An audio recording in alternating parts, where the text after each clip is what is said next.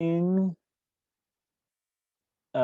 this part I'll edit out because I'm just kind of rambling right now, but we are recording. We're all set. Hello and welcome to the Chills at Will podcast. This is episode 31, and this is the first with my doppelganger. Doppelganger is not the word. The word for the person with the same name. I'm happy and privileged to have Pete Croatto on the show, and he will be talking a little bit more about himself. But the introduction for him is that he's a freelance writer in Ithaca, New York. His work has appeared in the New York Times, Grantland, SI.com, Vice Sports, and Publishers Weekly, among many others. His first book, From Hang Time to Prime Time, about the revolutionary change in the NBA between the years 1975 to 1989, is published by Atria Books, and is out now. And I know that there's a longer title for the book, and we'll get into why that is. I love subtitles. Right? Pete, again, great name. Thank you. It's awesome to see you rocking that Bulls jersey. Yeah, I would expect nothing less. Yeah, well, thank you. No, I figured it was a Saturday. I'm at home.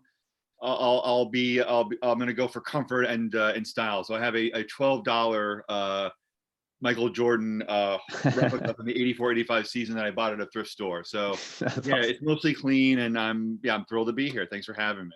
Oh, it's great to have you. And I'm not going to try to dwell too much on the fact that you just reminded me of 84-85 and the fact that I had two Michael Jordan rookie cards. Oh, boy. That one I wrote on, one I thought it would be funny, or not funny, but I thought it'd be cool to write an autograph. So that pretty much slashed the value.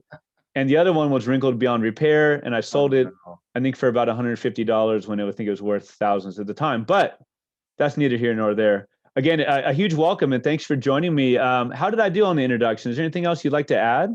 No, I mean, if you want to add that I was an associate editor at Buyer and Retailer magazine for 3.5 to 4 years, I do have, I mean, and I say that in all seriousness because that was a very important part of my writing career because I learned how to write long features. I learned how to work with extreme deadline pressure.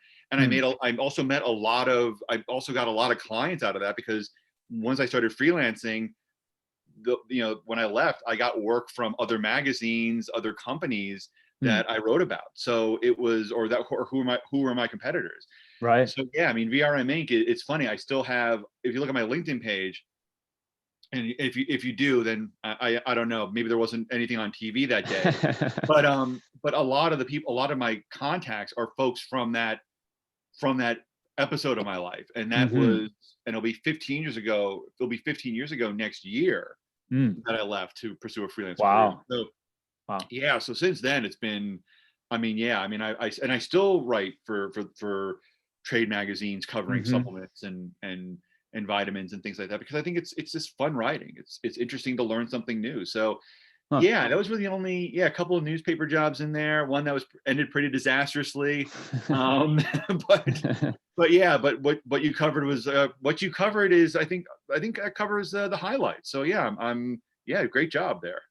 Well, so it does sound like it in writing and publishing and freelancing, it is about what you know as well as who you know. You are, and I've been to your LinkedIn page probably more than I've been to anyone's page in my life. I don't use it very often. You do some great stuff with your LinkedIn page. You had the recent interview with Alan Siegel from Ringer. So it sounds like you've done a great job with finding those contacts and really using them. Yeah, I mean, thank you. I mean, to me, LinkedIn is, I use it basically as an update, to keep people in the loop as to what I'm doing if they're interested. I mean, if they're not, they're not. But I find LinkedIn was really invaluable in the book for finding people. I think LinkedIn gets a bad rap because it's, for whatever reason, it's very, it's very corporate. It's very networky. Sure. I think that so I think LinkedIn has bad connotations in that regard. But as a research tool, LinkedIn is amazing. I mean, I can't tell you how many people I found for this book through LinkedIn. Like Jeff Ruland, I found through LinkedIn. Really? Yeah. you know, one part of McFilth and McNasty I found through LinkedIn. So Wow. yeah, I to me, it's all part of the publicity machine, so, such as it is. It's, you know, I'm always posting things on Facebook, Twitter, or LinkedIn because that's sort of where I think the most people care. So Mm-hmm. yeah, I like to think I'm doing a good job with the promotional part of it, but I don't know, who knows? This stuff is all very hard to calculate. You know, Right. Hard to I'm quantify. yeah, I'm just very happy to be here. You know, you know, it's a thrill to be able to just talk about this book. Yeah. Forget about writing it. You know, it's just the whole thing has been a delight so far. That's great. So in other words, without LinkedIn, we would not have had that story about Jeff Ruland promising to punch someone in the face. Remind me who the Scott victim of the punch. Hastings. Scott Scott Hastings. Hastings, and thank you for reading the That's book. a Yeah, great anecdote from the book. Oh that's one of man. my favorite. That's one of my favorite anecdotes is Jeff Ruland going to Joey Crawford and saying, well, actually, Joey Crawford told me that story, and Joey Uh-huh. Crawford was amazing. But Jeff then confirmed it, Hmm. and it's yeah, and he said like, yeah, I think I asked him like, why did you want to punch Scott Hastings in the face? And Jeff Ruland said, well, you know, he's trying to undercut me, so I just Uh-huh. punched him right in the face. Yeah, it's so without LinkedIn, I mean, you wouldn't get. I'm trying to think who is a LinkedIn all-star. A lot of TV executives, a lot of TV executives from the 80s and 90s are on LinkedIn.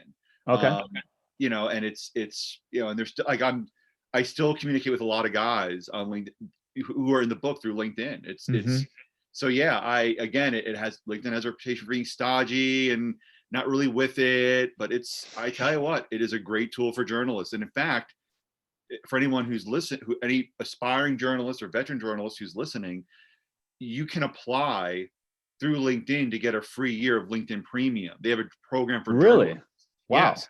So you can get a free year of LinkedIn by signing up. It's a quick application process, Wow. and then you sit in on a 30-minute seminar, which is, you know, a breeze. So Uh-huh. yeah, if you have a chance to get that, you should. I just got it and I plan on using it to the hilt. Wow. Well, yeah, Mhm. you know, I'll be on LinkedIn. I want to send a message to somebody or something. It's like, no, premium. So I wonder, that gets my mind thinking about, you know, with the current definition of what a journalist is as a podcaster, do I qualify? No, I see. I Huh. think you do. I think you do. Look, I look, the term journalist and the term writer. Like, you listen. I mean, you listen to the discussion I had with Alan Siegel at the Ringer. Mm-hmm. You know, I am not a fan. I am, to me, what I'm doing, and I say this. I don't say this as some sort of like Newt Rockney, Tony Robbins, inspirational hoo-ha. Like, Sure. I think if you apply yourself, anyone can do this. Like, you don't need. I know a lot of journalists who didn't go to journalism school, who aren't journalism majors. Mm-hmm.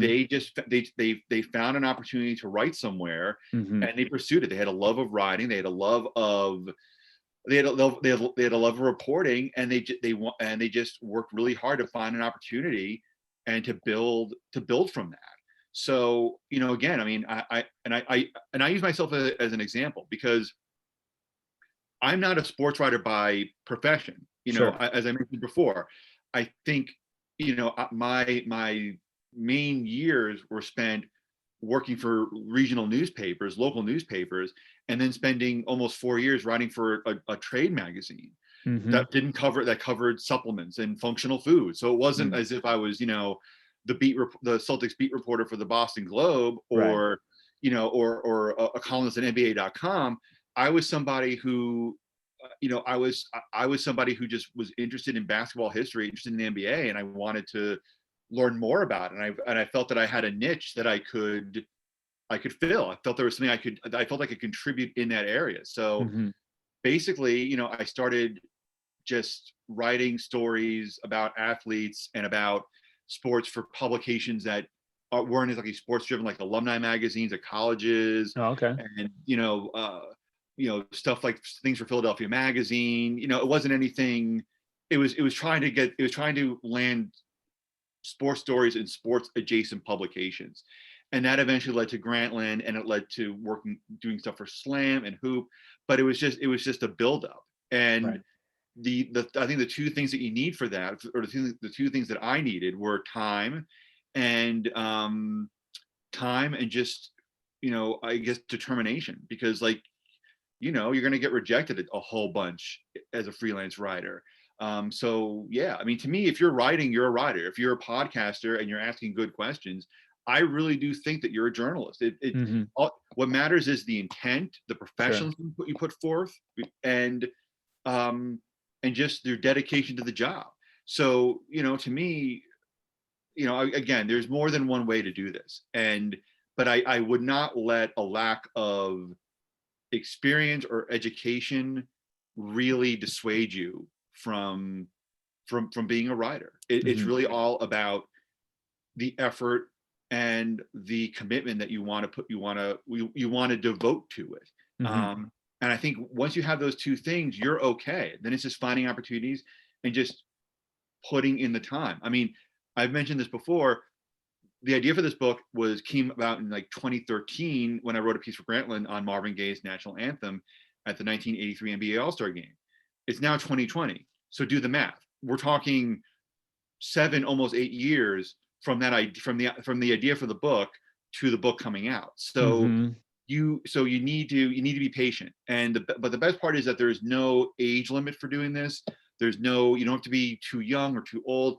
If you have a good idea and you can carry it out and you have a commitment to be better, that I think works in your favor more than a lot of things do. But I don't know. Everyone has a different story, but that's my story for my writing career at this point.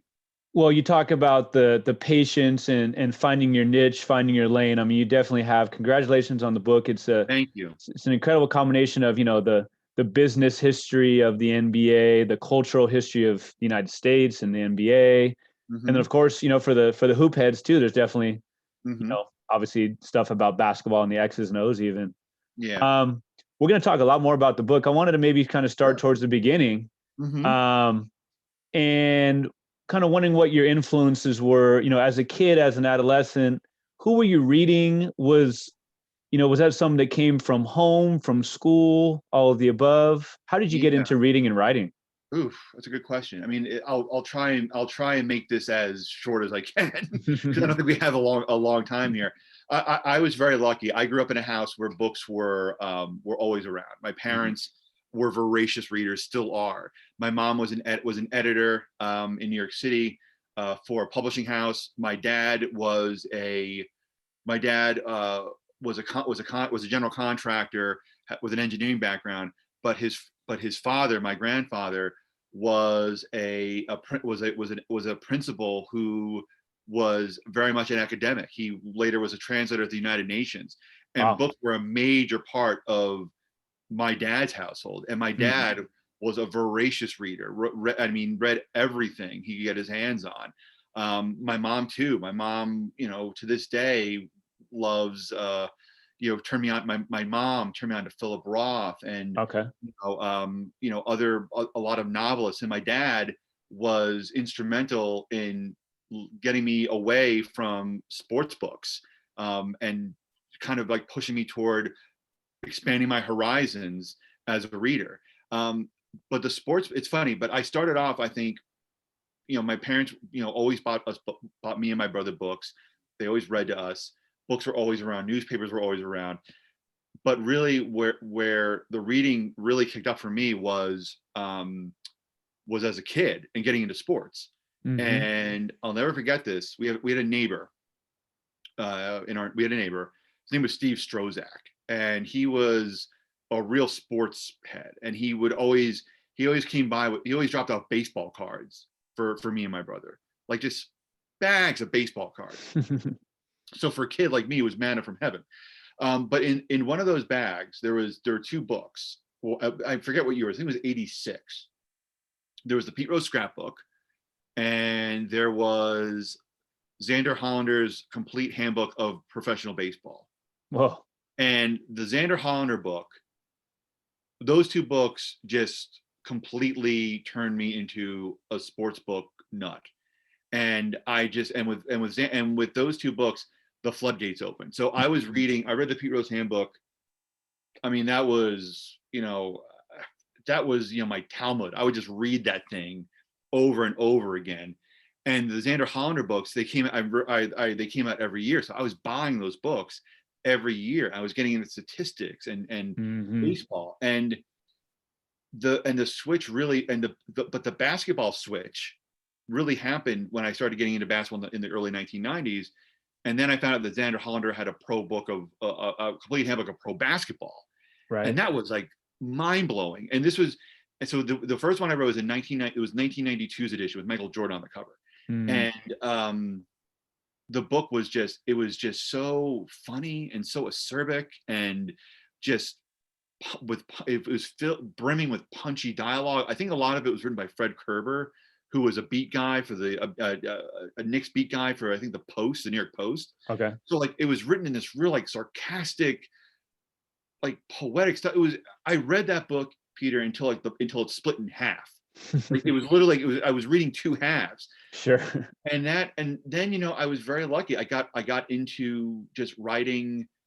I just got interested in, and I think I got interested in writing through my school classes, reading like what everyone else read, and reading like the short stories that are in those textbooks, and just getting into writing that way. And then I think when I was 13 is when I really wanted to become a writer. So I started writing like short stories. I took a couple of creative writing classes at a community college over the summer. I started writing movie reviews. Roger Ebert was another huge influence. Oh, okay.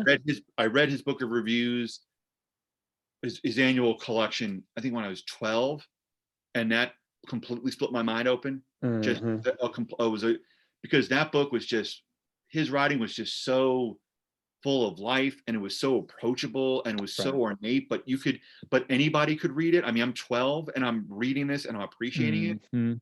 So I think Xander Hollander and Pete Rose, Pete Rose in his own way, opened me up to sports books. And then Roger Ebert, I think, opened me up to a different kind of writing. And there's an add-on to the story. That book I got from my grandfather's collection. He had passed away. So he had a basement full of books. Like it was just 4 walls and just bookshelves all around, stuff on the floor. So I would go through the books and I would read the reviews in the Roger Roger Ebert book, and then I would choose books that were featured in that movie book. So I read Ordinary People. I read The Graduate. I read, Up the Downstairs Case. I read all these books that were based on movies. And so those confluence of circumstances, coupled with 2 parents that were reading all the time, and they turned me on to things. Like my dad turned me on to James Thurber and Gene Shepard and Dorothy Parker a little bit. My mom turned me on to Philip Roth. So you had no choice. No, I was, there's a great Jonathan Lethem line, I think, in The Fortress of Solitude, where the main character meets a friend and he says they were doomed to be friends. Like it was preordained. Like correct. My brother Dave was an editor at Mad Magazine for years. Oh, wow. He's written for the New Yorker, and he's written, spec scripts, and he got into the NBC late night writers workshop. So so clearly, we took our cues from our parents. I mean, my dad, if you saw my dad's office right now, it looks like a professor's office. Like it is teeming with books. It is different. It's in different disciplines. It's in architecture, engineering. There's books on Judaism. There's humor books. There's like great nonfiction like Robert Caro and Gay Talese.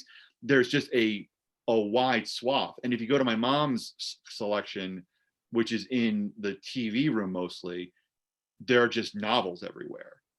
There's just novels from like top to bottom. So I think I think my course was pretty well charted. And to my parents' credit, when I told them that I wanted to write, that I wanted to do this, they didn't blink an eye. It was better. It was better than the time when I said I wanted to be a pro baseball player. They couldn't really. They didn't really have an excuse for it. They were trying to figure out, how do we let him down gently? I have no athletic ability, but the writing, they were always very encouraging, even when it was probably not in their best interest to be encouraging. That's so cool. You know, there in these quarantine times, there's this website called Rate My Room. Yes. And, you know, maybe they might say something about your lighting or what, I don't know. But I mean, for me, that's a 15 out of 10, yours. Thank you. With your book showing with Yes. Best American Sports Writing. Congratulations, by the way, you were nominated. Is that correct? Thank you very much. Thank you. Is that the terminology? It's a nomination? It's a notable selection. Notable selection.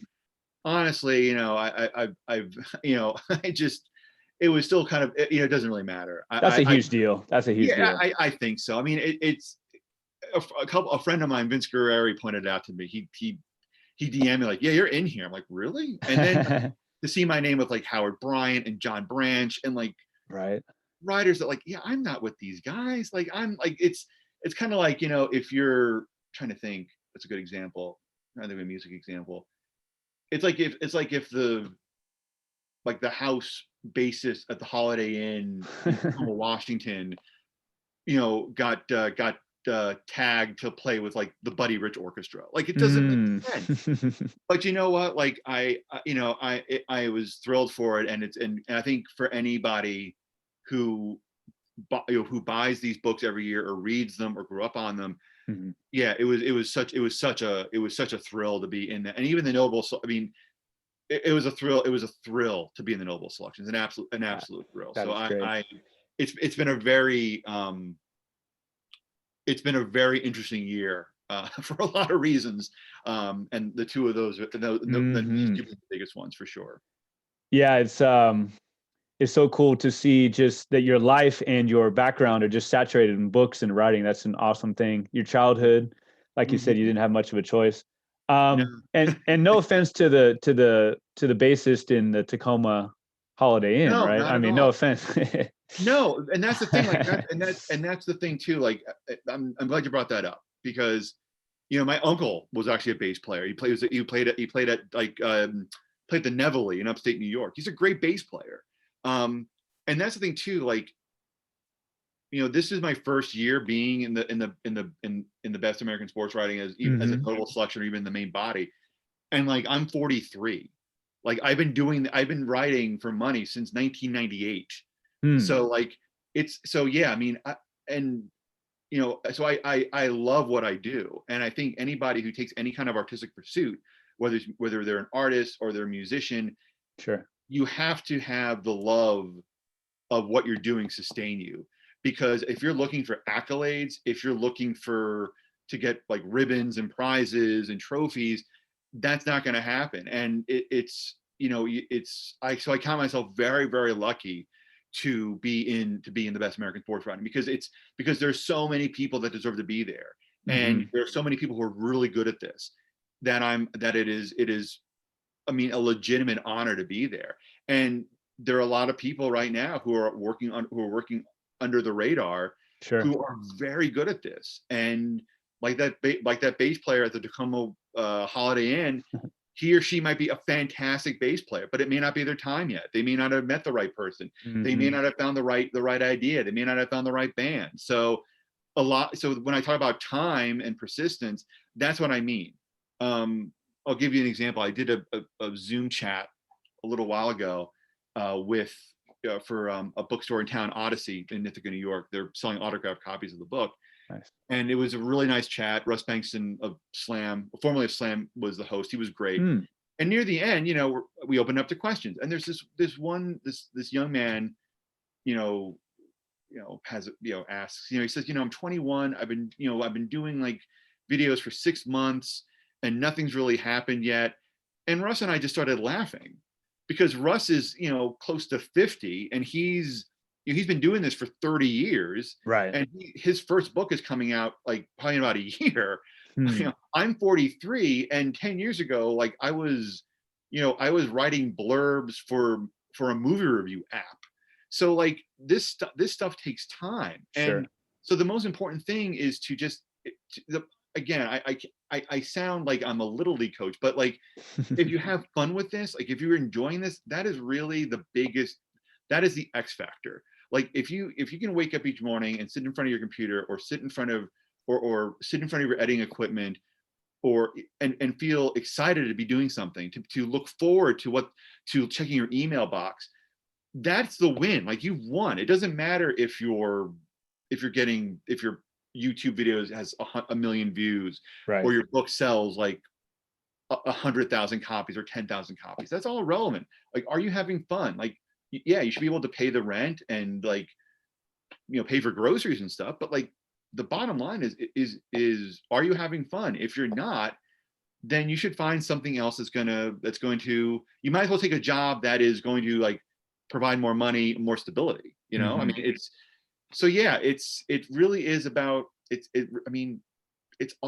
really about time, and just doing this until someone decides to either let you in or says, you know what, like, for the 8 millionth time, we're not interested. So I don't know. I don't know whether I'm stubborn or stupid. It might be a bit of both. So Well, they let you in, but you were pounding the door down, you have to. I think if you talk to any writer, anybody, anyone who's doing anyone who's doing what I'm doing, who's a freelance writer, they are always knocking on doors. Sure. They're always pitching. They're always on the lookout. You have to be, because it's how you find work.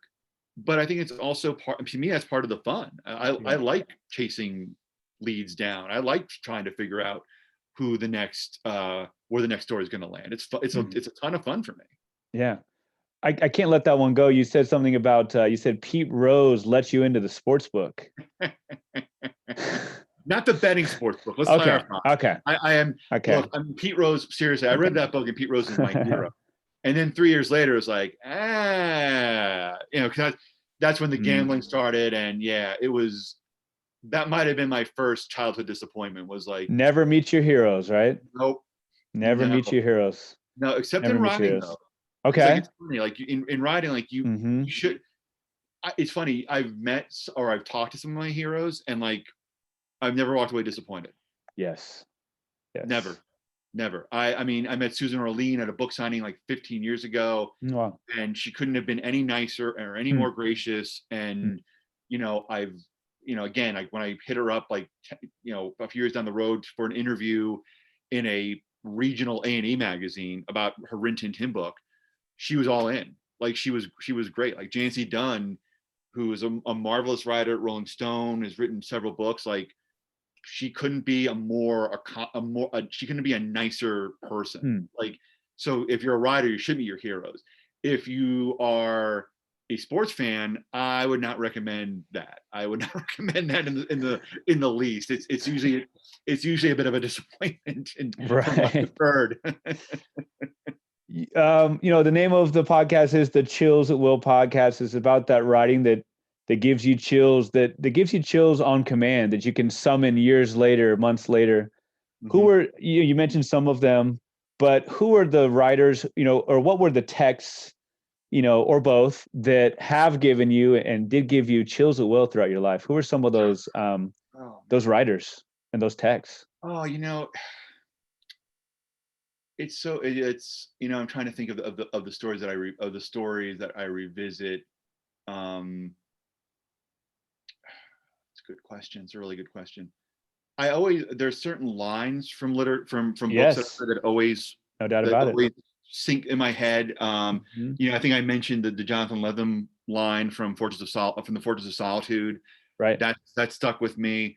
I'm trying to think. There was a line in Curtis Sittenfeld's Prep, which I think is really great, about a marriage. And she said, when you marry somebody, you want someone who's going to double the joy and have the hate. HALVE. HALVE. And I thought that was a really great line. I mean, it's funny. I'm not like, I wish I were like Dwight Gardner and I would jot down like my favorite lines, but it's funny. The lines that in terms of writers I keep going back to who just know how to put a sentence together, like, there are so many. I mean, that's why it's so hard to just stick to one author. Understood, of course. Because to me, like, I'm always, I read the Joy Luck Club for the first time and a few like a month or two ago. I was like, this is great. But part of me is like, well, should I read more Amy Tan? I'm like, well, no, I want to read this author, and I want to read that author, and I want to read more, more women authors and more Latino authors. Like I just, like, to me, it's there's always it's a quest, and Yes. you're always trying to find it. And the quest, I guess, is just to find the reading or the books or the articles that are going to make you a little bit better. Where Mm-hmm. if you read them, you feel a little smarter, you feel a little more aware of the world, you Right. feel a little more empathetic. I'm trying to think of, there are a few passages, there's one passage that, oh, I tell you what, I'll get it for you. Even better. Yeah. Roger Ebert's a hero of mine. And I mean, I go back to his stuff and I read it from time to time, but there's a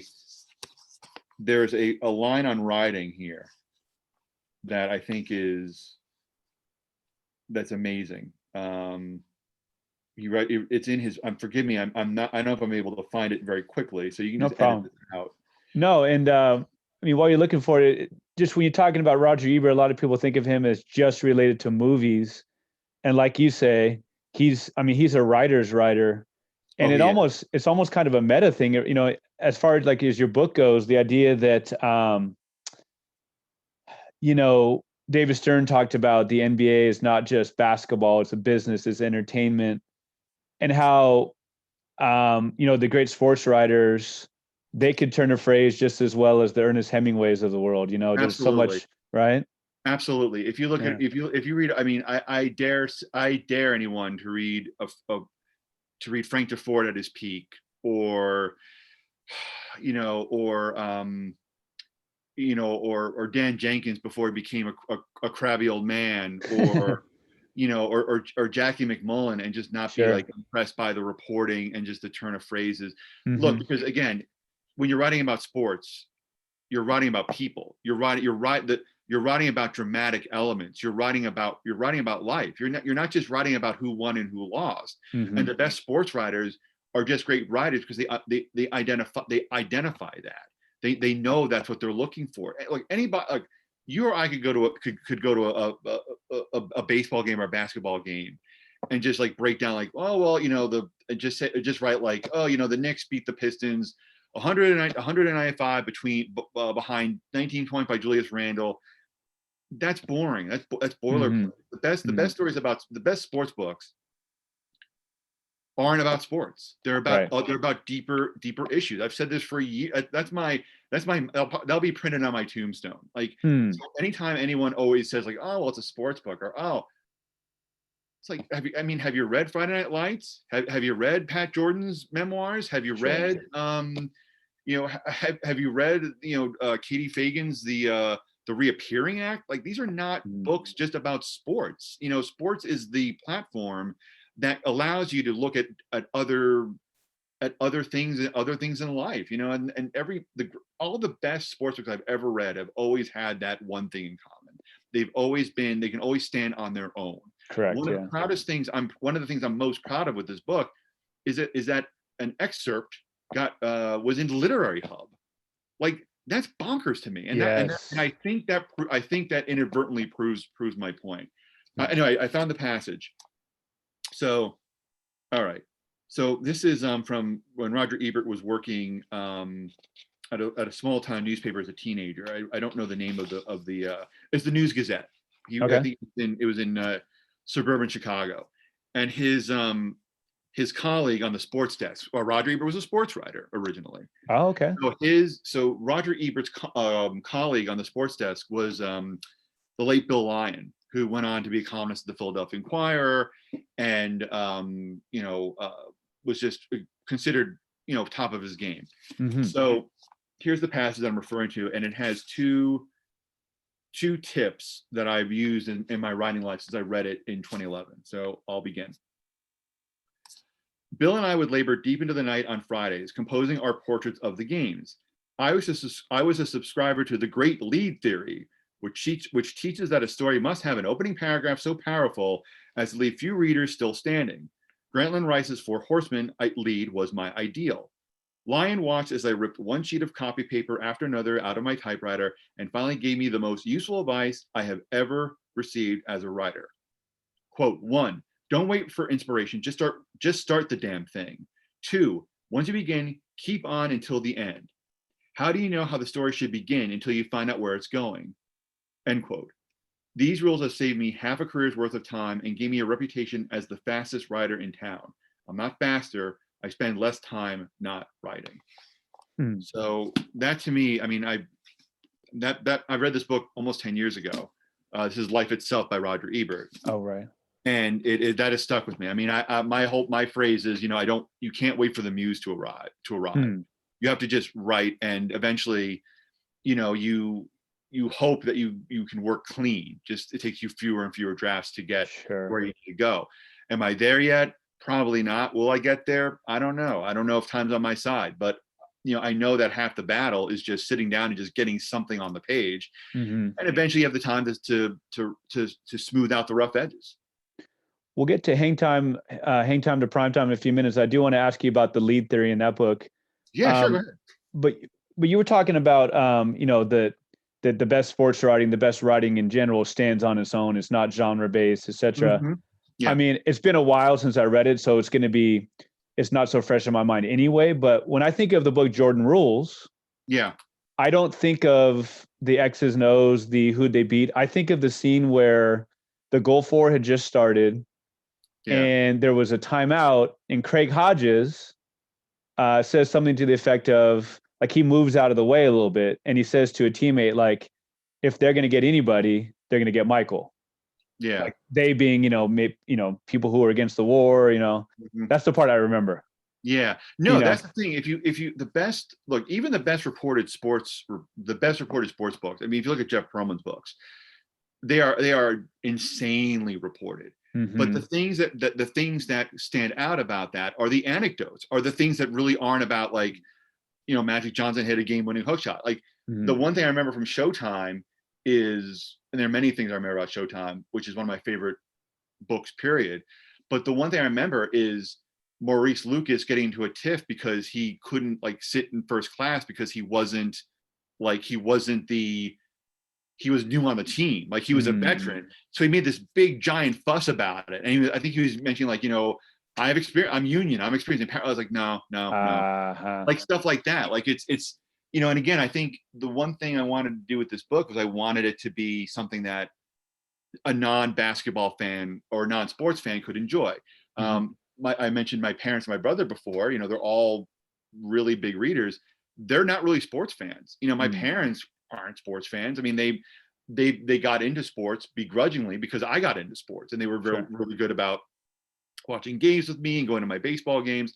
And my brother, he likes the '86 Mets, but he doesn't, and he loves sports books. I give him one every Christmas, but he's not really a sports fan. So I wanted to write a book that not only appealed to the sports fans such as you and myself, that if I found this book in the library, I'd be like, oh, this sounds interesting, I'll read it, but would also appeal to somebody who wasn't a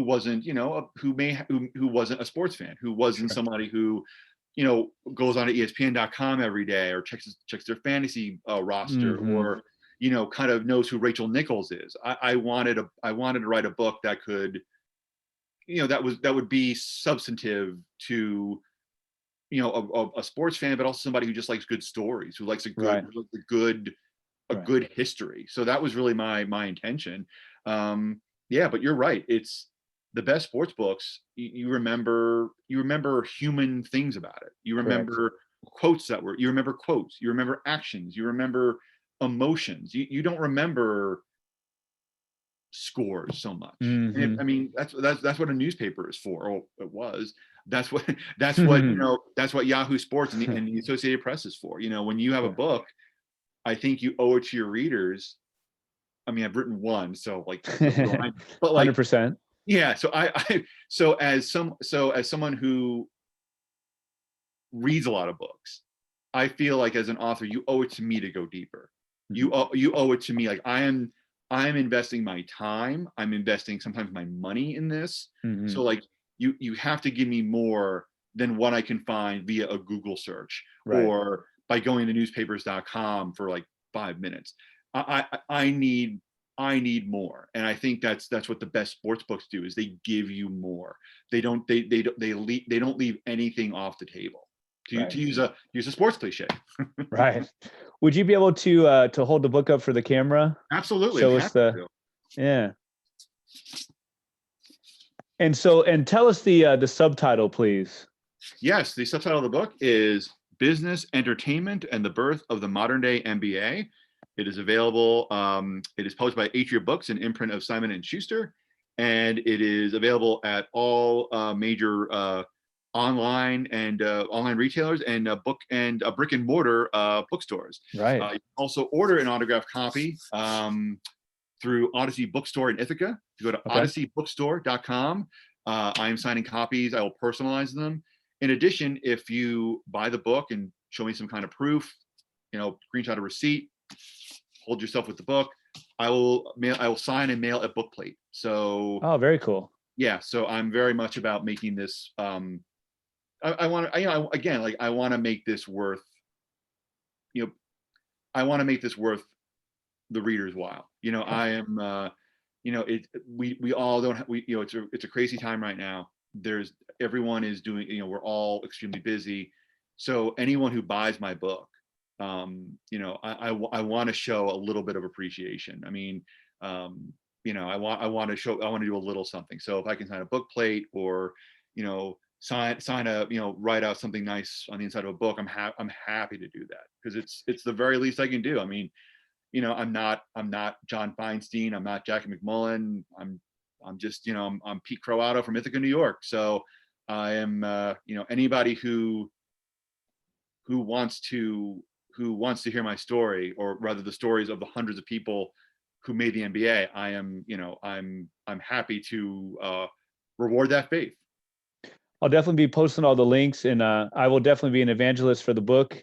I've already bought one for a Christmas gift, and looking Awesome. for a couple more for sure. Okay. You talked in the interview with Alan Siegel about the kind of the pitching process. Mm-hmm. Give us your pitch. Give us a brief summary of the book. The book. Okay, the book itself. Well, basically, the book looks at the years 1975 to 1989, and it looks at the confluence of cultural business and I would say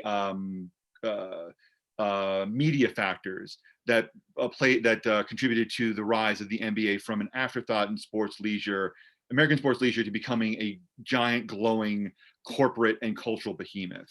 So in this book, I look at and that's more than just Magic Bird, Stern and Jordan. I mean, that seems to be that's the typical narrative. You have those four guys.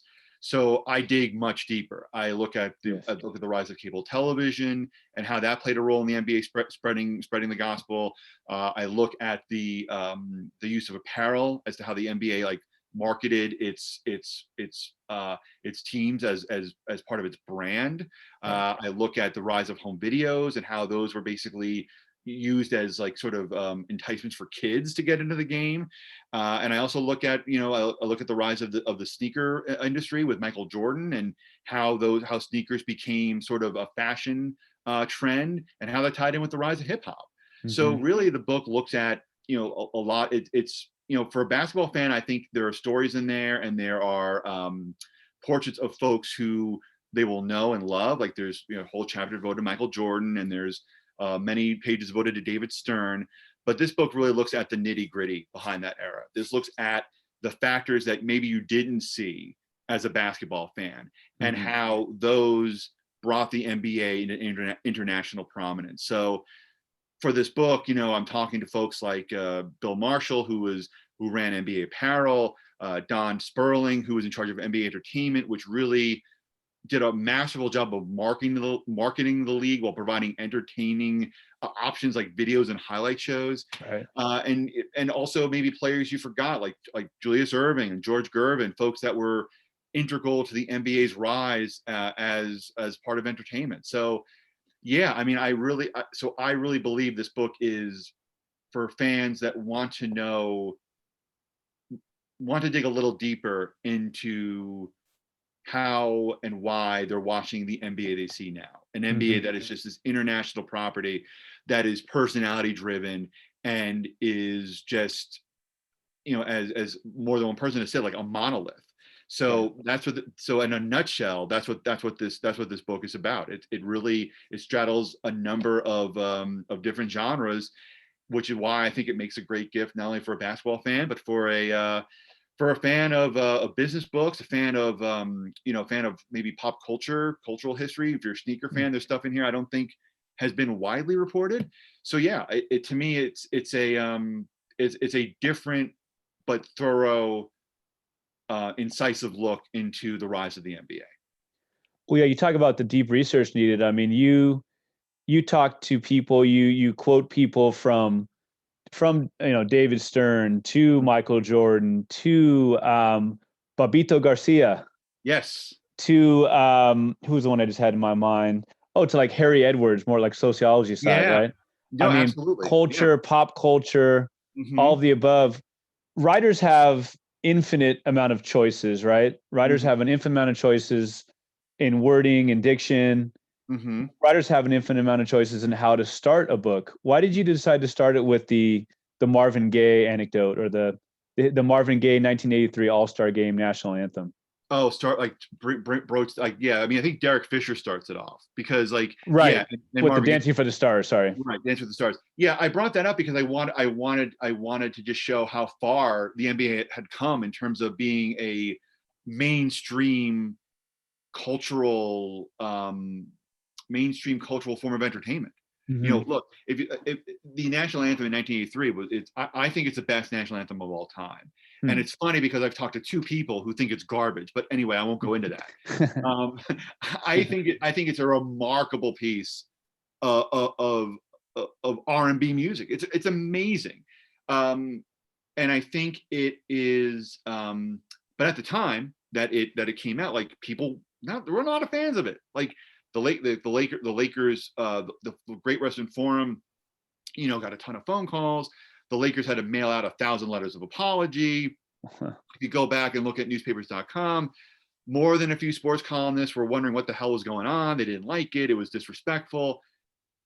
Okay, so that's 1983. So fast forward 34 years later, 2017, Derek Fisher, Derek Fisher, not even a major basketball star, like the point guard for the Laker teams with Kobe and Shaq, like not even like the main guy, but Derek Fisher is strutting about in this sequin sparkly outfit, strutting along to Curtis Blow's Basketball, a rap classic that has been like kind of turned into like this like syrupy, upbeat Lawrence Welky number. And it's on one of the most popular shows in America. I think there were like 11.7 million people watching that show, and nobody cares. Like nobody cares. It was more just a big joke on Twitter. Like, look at this. This is crazy. I mean, I remember looking at Twitter and just everyone was just like, "What the hell is this? What?" Because like it just kind of shows you just how what was rebellious and what was considered to be an affront in 1983 is now become commodified and homogenized and just part of the American part of our regular culture. Like, it's not even like, look, Dancing with the Stars is not an extreme program. Like, it's not edgy. So to have that on is just, I thought, was a perfect bookend to Marvin Gaye. So to me, that was the starting point. Like, how did we get from everyone clutching their pearls over Marvin Gaye's national anthem to nobody giving a damn that Derek Fisher is tangoing with a basketball and it's like high entertainment and everyone loves it? I found that to be a very interesting dichotomy. So I just went with that, and it was just, again, like, there's usually time on Twitter is not time well spent, but I'm glad I spent time on Twitter that day in 2017 because that was a great anecdote that I could kind of just use. And the funny part is, like, Curtis Blow liked that. I talked to Curtis Blow. He's like, yeah, I dug it. I thought it was great. I'm like, really? Okay. Like, I'm not gonna like push you on that. If you liked it, great. I was puzzled by it, but you do you, man. I'm good. How old is Curtis Blow now? Oh boy, Curtis Blow must be in his 60s, and he just Probably had right. surgery. But he's recovering apparently. So he Okay. was, yeah. So Curtis is not the spry youngster who was, I mean, really, I mean, if a couple people pointed this out to me, like Dart Adams, especially, who's a hip hop like historian and journalist, like, yeah, Curtis Blow was a big deal back in the day, like as a cultural figurehead. And now it's funny, like I think I talked to him when he was like having breakfast with his wife. So it was just like very like, and he just had surgery and he's apparently coming through okay. But yeah, he's but I wanted to show just how far the NBA had come in terms of being in the public's eye. And it just seemed like Derek Fisher was a perfect way to encapsulate just where we are. And I think the funny thing is, like, you're going to see more of that. Like, I'm not sure who's going to be on Dancing with the Stars who's an NBA player, but I wouldn't surprise me to see Steve Nash, sure, dancing around to some bouncy pop song. I don't think that's beyond the field of play. Well, if we're talking writing techniques, right? I mean, there's flashback there. There's the juxtaposition, which is perfectly done. I mean, thank you. You definitely succeeded in like you talked about the pearl clutching versus just like in 1983 versus 2007. Yeah, whatever. No big deal. Okay, whatever. It's funny on Twitter. There's a meme about it, Yeah. And then I guess the idea of in medias res, the idea of kind of starting in the middle and then kind of, coming back and forth. So you bounce back and forth chronologically, but you start with Larry O'Brien, who was the commissioner. I knew very little about him. It was very interesting to know. I always wondered, I could have maybe done that with a Google search, but I would not have gotten such an in-depth story of his background as a political, fixer. And you always wonder where the trophy name came from. There you go.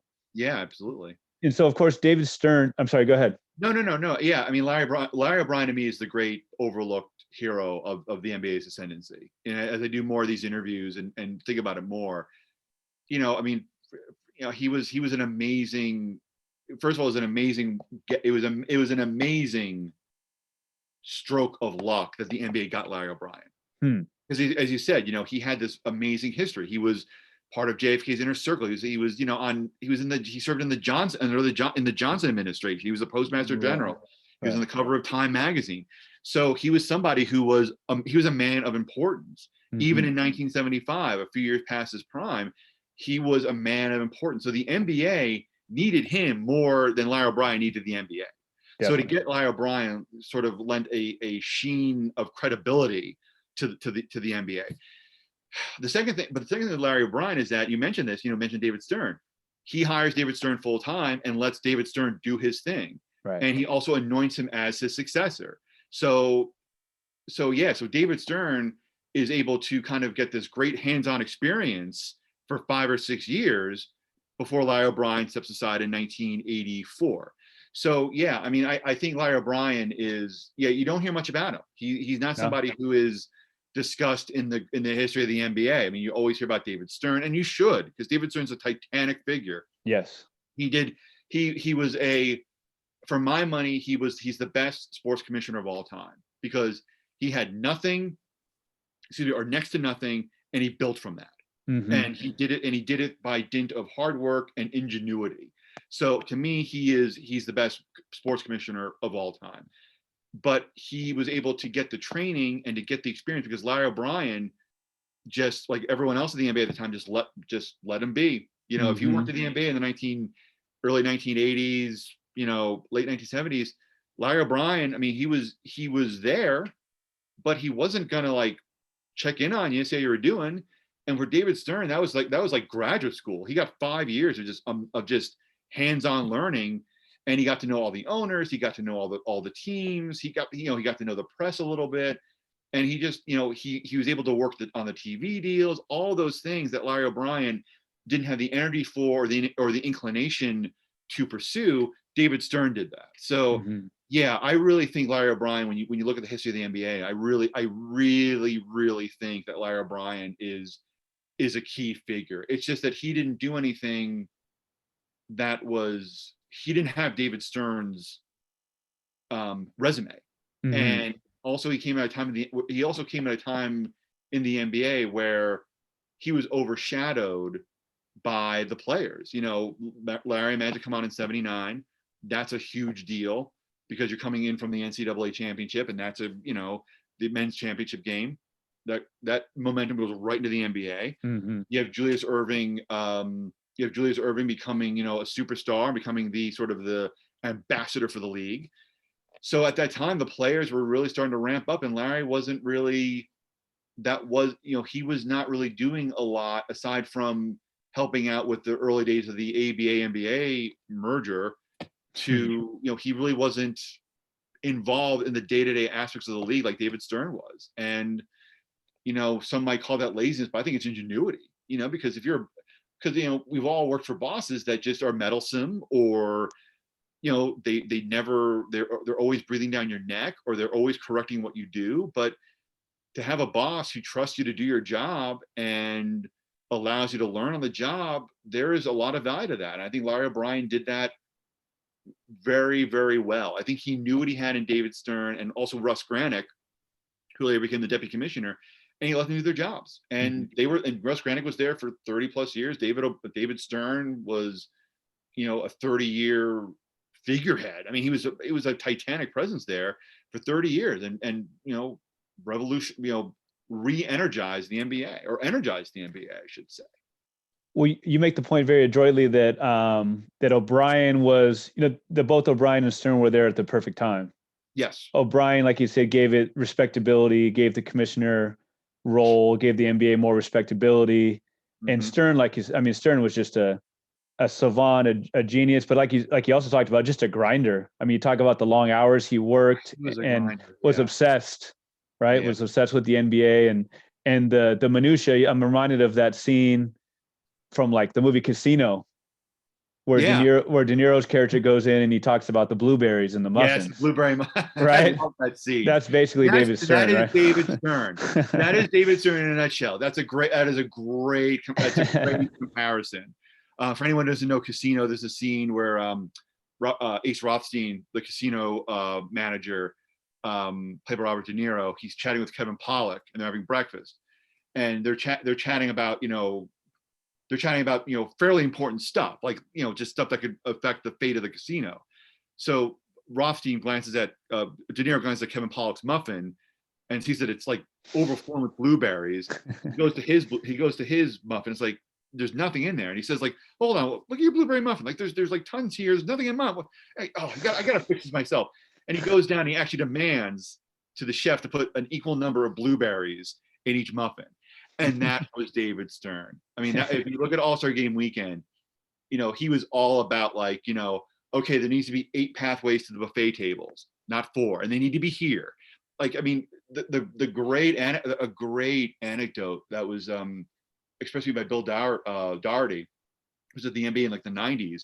Like David Stern was still that obsessive. Like he was approving like the tablecloths for the owner's breakfast at All-Star Game weekend. So that literally happened. That wasn't just an exaggeration. Yes. Wow. No, that wasn't me. Like that wasn't me bullshitting. It was me. Like it was me making, calling Bill Doherty and being like, yeah, like tell me about him being like, yeah, I saw it, man. Like he would actually like be like, yeah, that's the tablecloth I want. Yeah. And he would, and he was the same way with the buses coming to the shuttle bus for All-Star Game weekend. Like I don't want anyone waiting more than 2 minutes for a bus. Mm-hmm. And he would get pissed if that time was off. But you know what? Like when you are at bottom and you have to work your way up, that's what you need to do. I mean, right. That, and it's gonna and look, there are folks that I talk to, 1 or 2 on the record, a lot off, who are not fans of David Stern. He was a bully. He was very ambitious. He was someone who there's one source I spoke to who I'm not going to name, who just basically said to David at one point, like, yeah, don't talk to me that way. Like that may work for but don't talk. So so he was somebody who not everyone loved, but he was so dedicated to what the NBA could be, and that I think engendered loyalty, and it also the freedom that he allowed his employees. That the loyalty, the dedication, coupled with the freedom that he allowed his employees to work to do their jobs, I think that made the NBA great, because it it was almost like a religion. Like there was this vision I described in the book where everything's going to work together. It's going to be Yes. sort of like the gears in a machine, and everything's going to work together to create this ultimate product. But he was an evangelist about it. He really believed it, and he was a great salesman. But the thing too is that he backed it up. He backed it up. He wasn't just like, Yes. he was going to sell you a line of goods and then like pop away. He was going to sell you a line of goods, but he believed in it, and he knew it could happen. And he also was going to work just as hard, if not harder than you or I, to get that job done. Mm-hmm. And and I think that's why people really love the man. When his funeral was packed. I talked to a couple of people after his funeral, and they were talking about who was there and what it was like. And even though he could be an asshole and he could be just vicious and try and play like little mind games with you to try and rattle you, Mm-hmm. he was somebody who cared deeply about the people who worked for him. If you were one of his, if you were somebody who gave the NBA your all, if you sweated and poured and did and loved the game and wanted to succeed, he was going to be your dad. He was going to be somebody who looked out for you. He was going to be a mentor. He was going to be somebody that, I'm trying to think, who did I speak to? I think it was John Miller, who ran AOL. Oh, He okay. told me like, yeah, I still feel I can call David if I'm having trouble. Mm. That speaks volumes. And yes, I mean, Sure. I'm not going to. He was not a saint. He was not somebody who was. He was somebody who, I think as time went on, a couple of sources told me got a little too big for his britches. Mm. But he cared so much about the NBA and the NBA family, Right. that I think that forgave a lot of sins. Mm-hmm. You're obviously a consummate professional, but Well, the judging by my attire, I'm not. I mean, I am. This is not. Yeah, this is not. I don't think this is the attire of a consummate professional. I'll say a consummate writer, right? Okay, yeah. I mean, I'm And wearing jeans. I'm dressed in a clean shirt, so I'm like 80% there. So I'm good. Yeah. so you obviously, but I also know you're obviously a fan. You're obviously passionate about basketball, about some of these folks, these cultural Sure. figures. So you obviously got to interview David Stern before he passed away. Is that correct? No, I didn't. I Oh, you tried. didn't? Okay. No, I tried. I mean, I'll tell you I'll give you the story about that. I felt very confident I could talk to David Stern, Mm-hmm. because he was somebody, he was still active in the NBA. I think he still had an office in New York. He was still, he was retired, but he was still, he was still active in charitable work. I think his wife Diane was sat on the board for Earth Justice. He Okay. was somebody who was very active in also new investment opportunities. And my friend Sean Fury, who wrote a great book called Rise and Fire about the evolution of the jump shot. That's a great book. He had interviewed David Stern for an article he wrote for Vice Sports about NBA entertainment. So Sean was just, again, you have when I'm writing this book, there are so many allies who came out to help. Like it was amazing how many people were just generous with their time and their resources. And I mean, it's incredible. And Sean is right among with them. So Sean said, look, here's Linda Tossi's email. She's David Stern's assistant. Drop her a line. Here's David Stern's email. Drop him a line. Let's see what happens. Right. So I emailed Linda. I emailed Linda, and maybe a day later, just as like, he's not interested. He's going to decline. And I was surprised. Like, really? Like, wow. Okay, that's surprising. So then I followed up. I thought, well, tell you what. What if would he be available to confirm stories, confirm anecdotes, anything that would? He said no. She said no. He won't do it. So then, as time went on, you meet sources, and there are a couple of people who vouched for me, who tried to make an introduction. Joe Cohen, who created MSG Network, was one. Mark Tomashow, who was a marketing executive at Nike, who became a mule for this book and pulling things through. They expressed they interceded on my behalf. David Stern was still not interested. A couple of people trying to think who recommended that I try to be jokey with him and be like, like kind of like try and be a comedian. I tried that. There was no response. Mhm. I kept emailing and emailing. I mean, I tried Chris Ballard, who wrote a really good book of David Stern post-retirement, thinking that he might have a cell phone number that he could give me. Those emails went unreturned, and I don't blame Chris for that. I mean, that's, again, I'm a stranger. You don't know me. I'm asking. That's a big ask. So you know what? That's his prerogative. I'm not going to be angry at Chris for that. I'd probably do the same thing. So eventually I kept emailing and emailing and emailing, like dozens of times, like dozens. And eventually Stern wrote back to me, said, I don't know why you want to talk to me. I don't want to talk. And then I said, well, look, to me, you're a big part of this story. And I want to make sure that you're in it. I want to give you the opportunity to be in it. I've talked to this person, that person. The story's going to be better with you. He demurred. And I wrote him again. I said, look, if you want to know why I'm such a pain in the ass, like, I'll give you my parents' phone number. You can talk to them. Like, they'll vouch for me. Like, I want you to be in this book. I think the book would be better for it. And I think you would benefit from your presence. So the last email from him, which is in the book, it's in the notes section. I'll find it. I see it. I'll go in and find it. Well, you must have been excited to even get an email from him. Oh, I was thrilled. I mean, I was thrilled. I was pleased as punch, because it is, anytime anybody emails you who is in that, oh, here we go. All right. Yeah, here's the email I wrote to him. I found it. It's on page 337 for those who are listening. Okay. Again, if you have any questions, don't hesitate to ask, I wrote. If you want to reach out to my parents to inquire why I'm a persistent pain in the ass, feel free. I'm sure they can provide some perspective. His response, good luck with the publication. I do not need parent explanation or validation, but appreciate the offer. And David Stern died 6 weeks later. Oh, boy. He knew about the product. He knew about the project from other people. He spoke about it with Chris Ballard, who, because I reached out to Chris through Twitter, and he wrote back to me and said, like, yeah, he knows about the book, or like he talked about the book. He also, he knew about it through, other sources. I think Mark Tomashow, he talked about it with him. But it was hard to not have him for the book. But I don't think it hurt the book. No, not at all. But I also think too, what was I going to say? I lost my train of thought. So I was talking about David Stern, Mark Tomashow, Chris Ballard, not getting back to me, the emails. Why am I blanking on it? It's that hard. I had some juicy anecdote that I was going to explain to the world.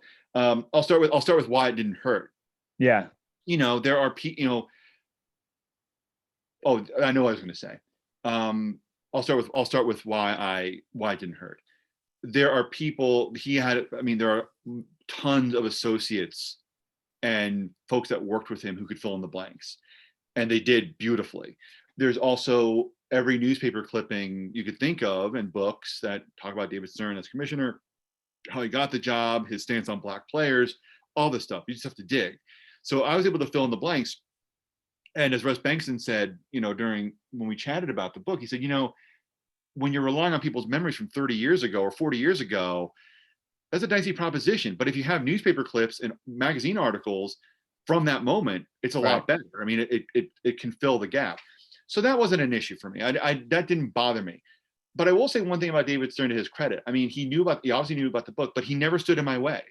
I talked to a lot of people for this book, a lot of MBA employees, and not one MBA employee said, nah, David doesn't want me to talk to you, or like gave me like the runaround or the brush off. Like, I mean, Rick Welch basically grew up with David Stern, and Rick talked to me for this book. Steve Mills, same way. They were, Don Sterling, who works for the Utah Jazz, who worked for the NBA.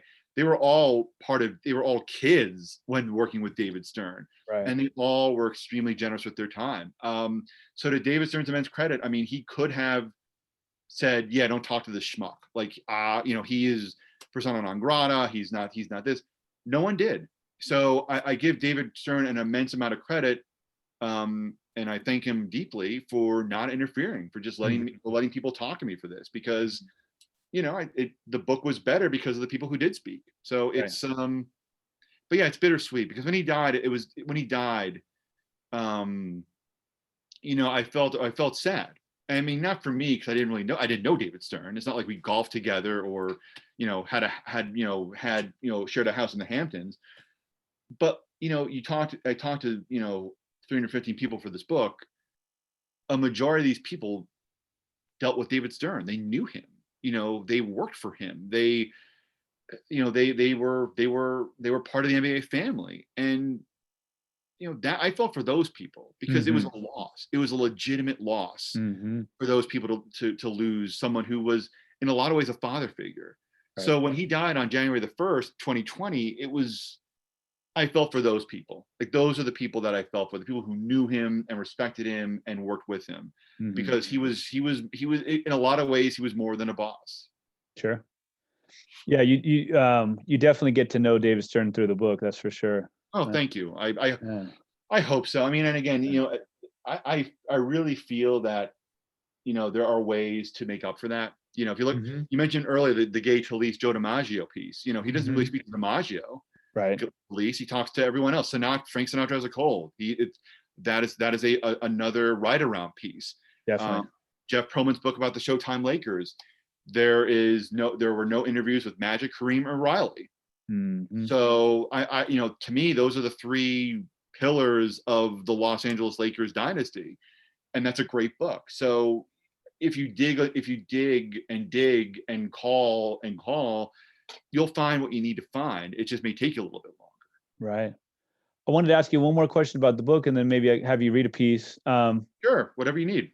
I wonder what kind of line, a direct line or indirect line, you can draw between the Marvin Gaye 1983 and I Can't Breathe, Black Lives Matter, the whole idea of, shut up and dribble. Yeah. And political, engagement, or. No, I'm happy to, and that's something that I think could be a whole other book, probably written by someone more skilled at this than I am. But there's a definite line to that. I think what you're seeing is let me think. I want to answer this. It's a good question. I want to answer it thoughtfully. For a long time, there was a resentment in America toward black popular culture worming its way into the mainstream. Rap is a big example of that. And you still hear it to this day. You hear radio stations that are, let's say, light FM stations or easy listening stations saying today's 80s, 90s hits, but no rap. Like, there's still right. It's like a tagline, yeah. Yeah, it is a dog whistle, to use a popular term. So as time has gone on, that has become acceptable, because rap and hip hop have worked their way into the mainstream. They're now part of any wedding party dance mix. I like that part from the book. Yeah. Yeah. You hear them at a Chili's. They're not it's not scary anymore. But there are still, but here's the thing, and we've seen this very much over the last year to 2 years. There are still a lot of, and I'll say this, white people who are established, who have their place in the world, who cannot tolerate a black athlete stepping outside the comfort zone of being an athlete. There is something they find it distasteful. They find it a bad mouthing of America. They find it to be reprehensible, that it's unpatriotic. But to me, I think that is wonderful. I think LeBron James is one of my favorite people on the planet. Yeah. Because I think he understands his platform and he is using it for undeniable social worth. Yes. So I have all the admiration in the world for LeBron James, and I think he's as Harry Edwards corrected me in an email exchange, he's a great man. He's a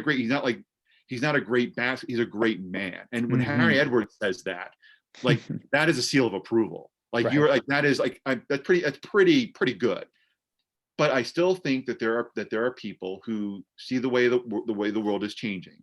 There are more people of color. There are more people of different sexualities, different ethnicities, different people who are trans or gay or queer, who are speaking up, who are saying things, who, because they want to be heard. They've been disenfranchised for far too long, and they want to be heard. And if you're an athlete, if you're a Megan Rapinoe, or you're a LeBron James, or you're someone who has that platform, Colin Kaepernick. Colin Kaepernick, that's an amazing platform. That is a platform. Those athletes are taking advantage of that platform, Mm-hmm. which is admirable, and I applaud them for it.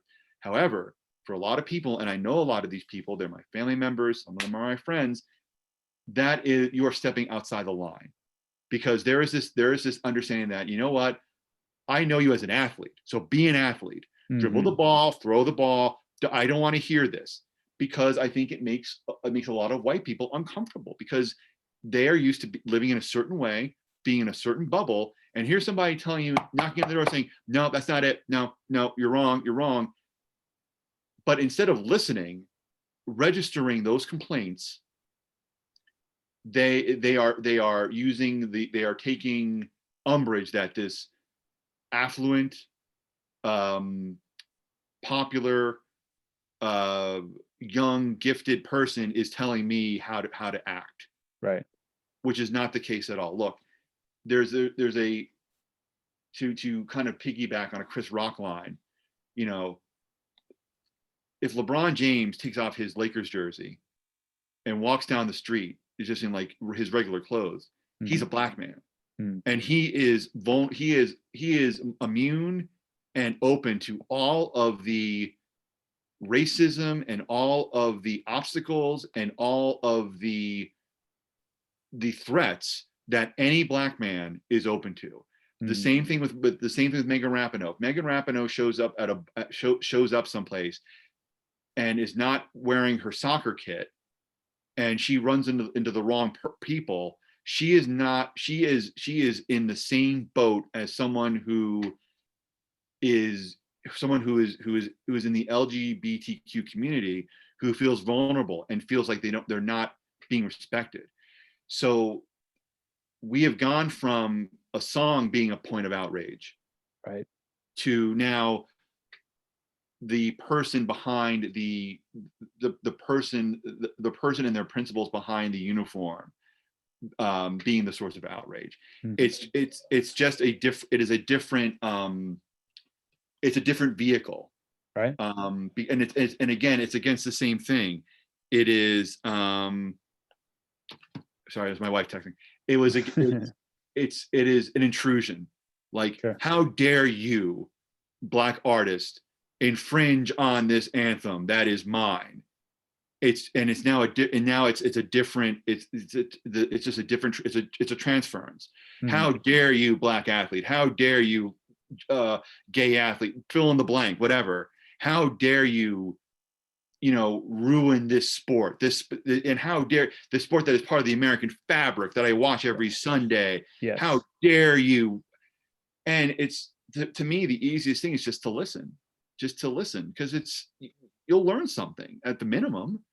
I mean, that, and I think that's what I love about Colin Kaepernick and LeBron James is they're getting so many people to listen. And at some point, I hope that the balance changes. I hope that we have more people who have listened and who are willing to just say, okay, well, you know what, I understand this, and I'm going to act differently now. I'm going to do things differently. I'm going to look at you differently. Mm-hmm. I know, I hope that has happened with me over the last 4 to 5 years, with Colin Kaepernick doing his, with his protest, and now LeBron James becoming more outspoken. But, this is where the bubble continues, because I like to think that I'm getting this message, and I like to think that everyone else in my position is getting this message. Sure. But based on the results of the national election, that doesn't fill me with a lot of that makes me very aware of what the reality is. Right. Yes, definitely. So, again, there is a lot of work to do, but I think a lot of it can just be done by just listening, by just by listening, and also taking in different points of views aside from just, what you're used to. So, I think Twitter, as much as a garbage fire as it is an absolutely wonderful venue to listen to different points of view, to listen to people who are, one of my favorite files on Twitter is Parker Malloy, who's a transgender woman, and I have learned more about LGBTQ rights in the past 3 years in following her than I ever have in my life. Right. The same thing goes to following someone like Chelsea Summers, who's an author and a really good essayist. I've learned more about feminism and sex work from her than I have in any classroom or reading any book. So, but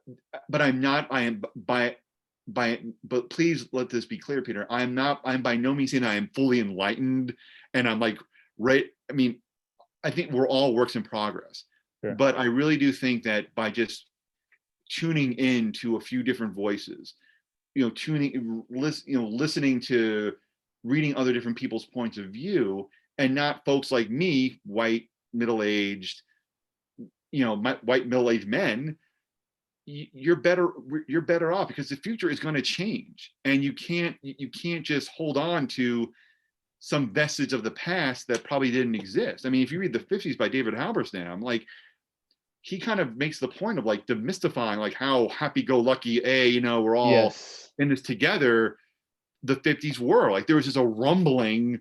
The 60s came from somewhere, and it came from the 50s. Right. And it's the same thing here. Things are going to keep changing. So if you can at least open your mind a tiny bit, I think you'll be okay. But there are some people that just are fully entrenched in that are scared, and they're insecure.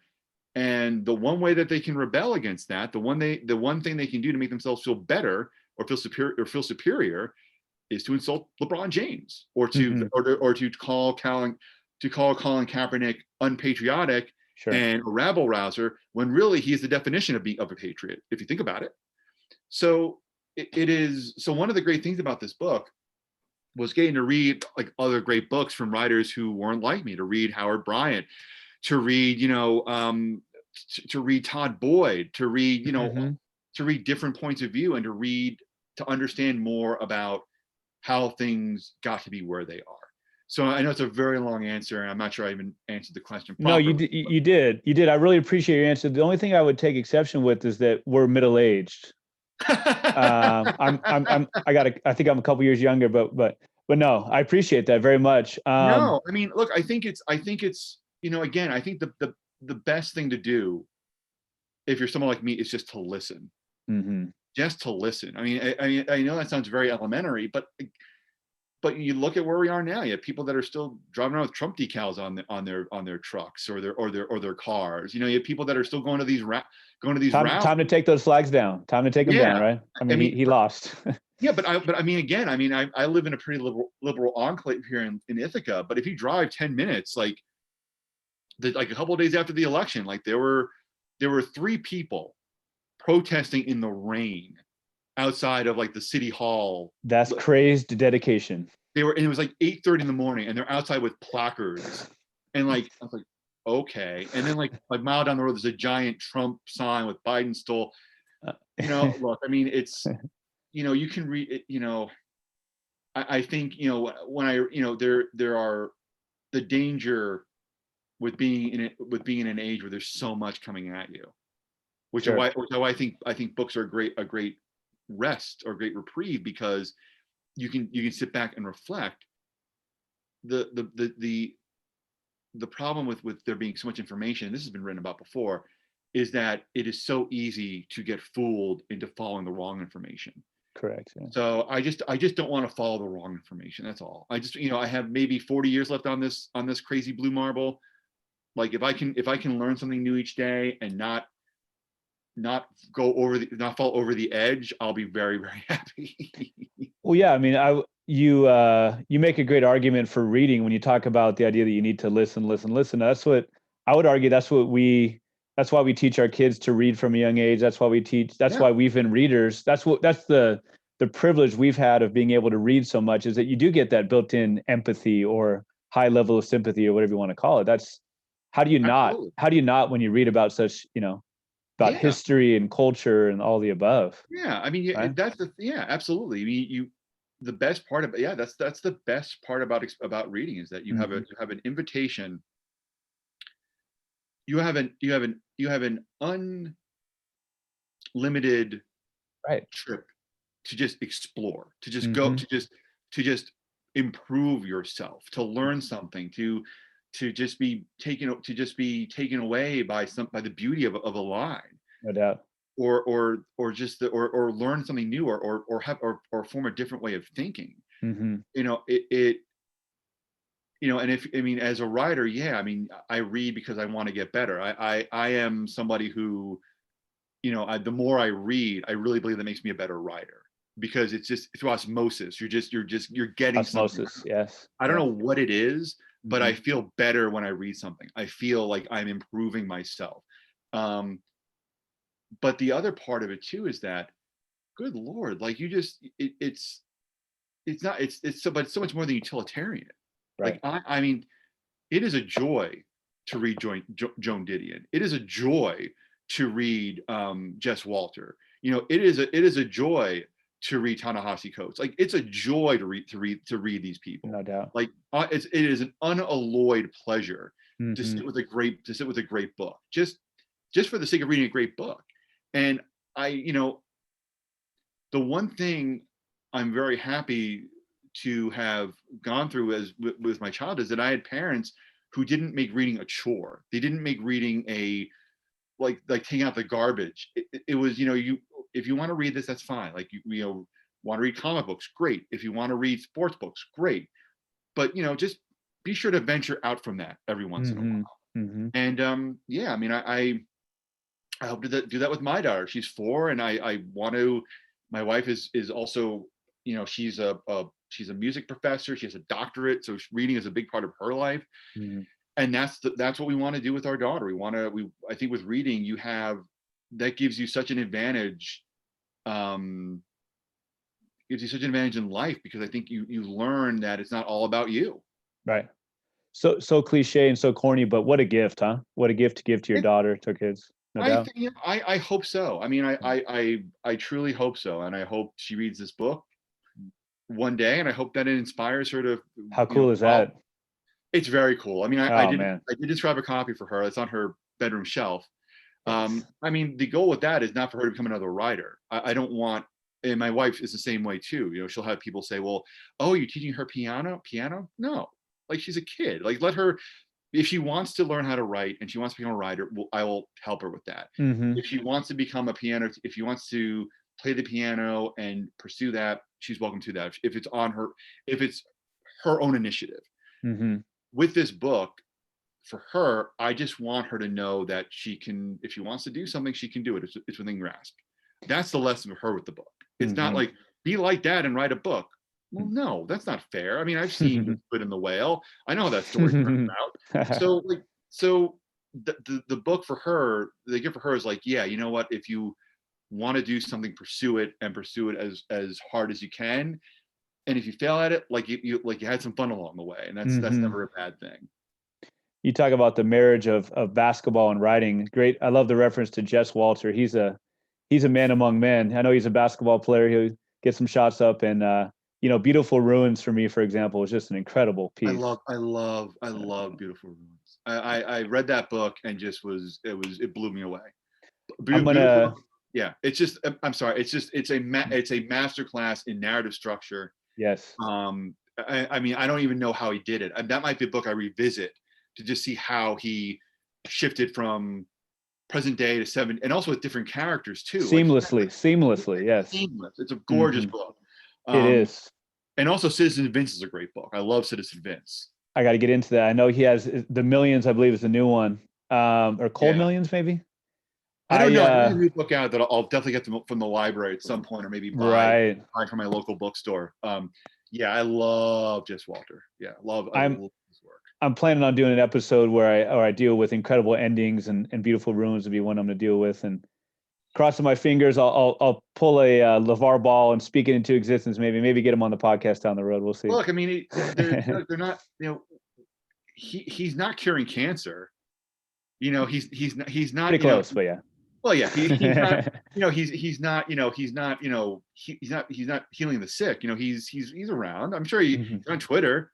I'm sure he's definitely very happy to at least engage with you. That's another line from that book that I use a lot. Is milk-fed veal. Oh yeah. Oh yeah. Yeah. I mean, milk-fed veal is. I love that section about the screenwriter who's like floundering, and it's. Yeah, what a marvelous book. Yes. What a marvelous book that is. Yes. I'm going to make it my mission to use the term unalloyed as you used just now in my speech this weekend. Can you do us the honor of it could be the Derek Fisher part or the Marvin Gaye part or any part of the book. Let me read the Derek Fisher part because I really like that part here. Please do. Okay, I'll read the first 2 pages. Actually, before I start, let me get some water because I'm going to no problem. Up here. So just pause and I'll be right back. We have the honor of hearing from Pete Croatto from Hang Time to Prime Time.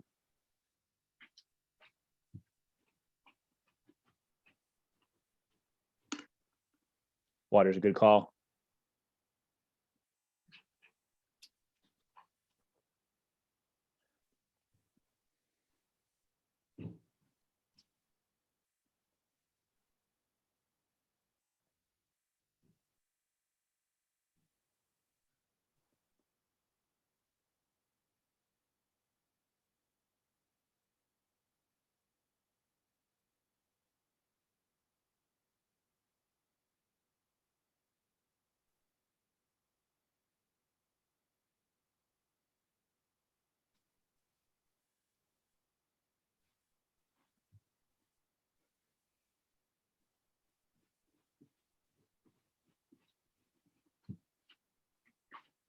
Sorry about that. Not a problem. I find that with these interviews, they always go longer than I think they're going to go, and I think that's a byproduct. A byproduct of my verbal diarrhea. So I apologize for talking a blue streak. That's all right. Hey, I'm Italian too.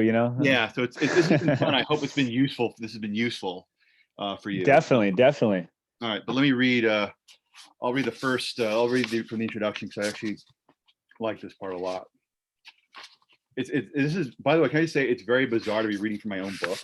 I bet. My own finished book. It is a. It is very much a. It's very bizarre. How many times approximately do you think you've read this piece? Like, in all the times, all the editing and proofreading. Geez. I mean, hundreds, 50, 4, 10. I mean, like I think I know I read the manuscript. I mean, editing it. I mean, I lost track. I mean, probably.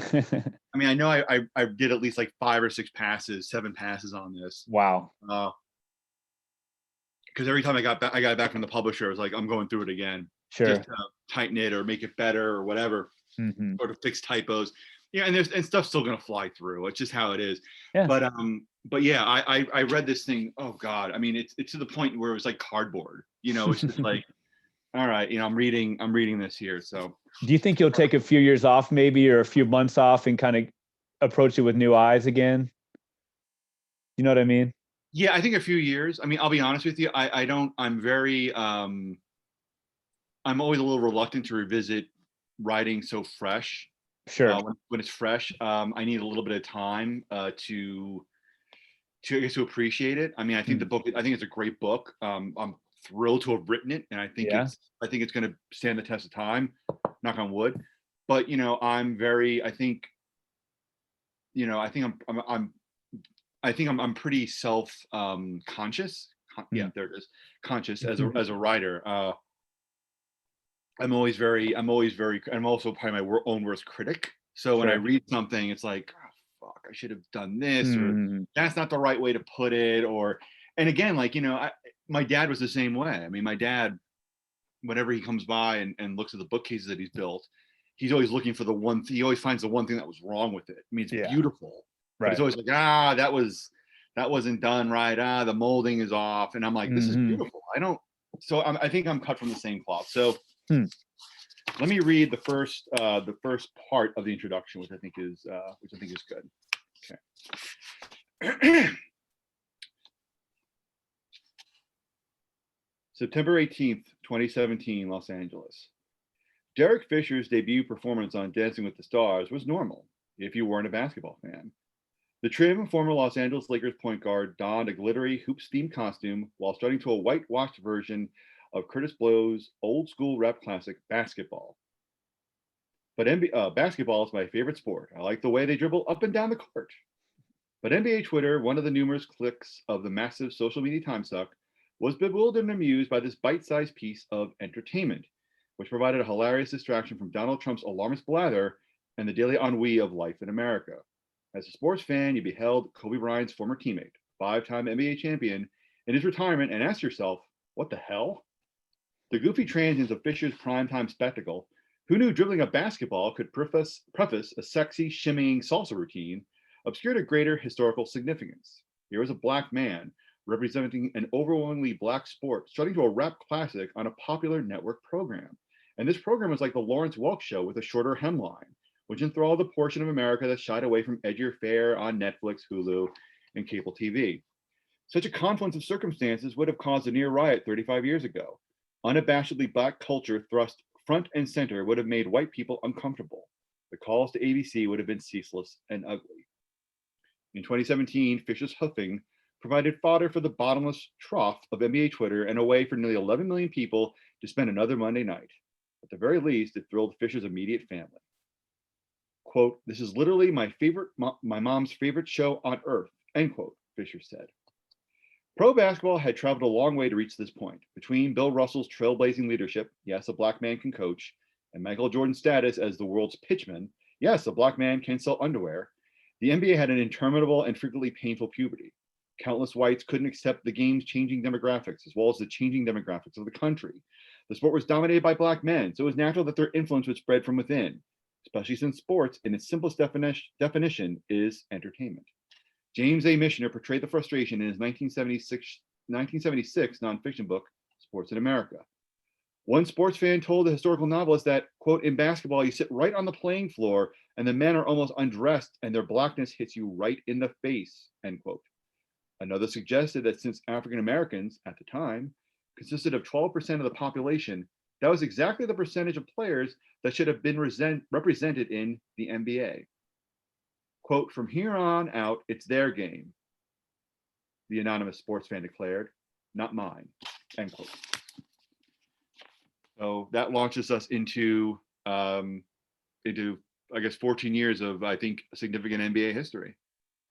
Yeah, it's a great beginning with the lightness of the Dancing with the Stars, and the way you end that little piece is pretty dark and pretty upsetting and pretty prophetic in many ways. Yeah, no, I mean that's no, thank you so much. I appreciate that. I wanted, it's funny. I wanted to write a book that was, I'm not sure if literary is the right term, because I don't know if I have the chops to be considered a literary nonfiction writer, but I wanted to be entertaining. I wanted people to at least, at the bare minimum, read the book and be like, that was entertaining. That was a lot of fun. And, it kind of moved in a way that was, that made it enjoyable. So I really appreciate you saying that. It means a lot to me.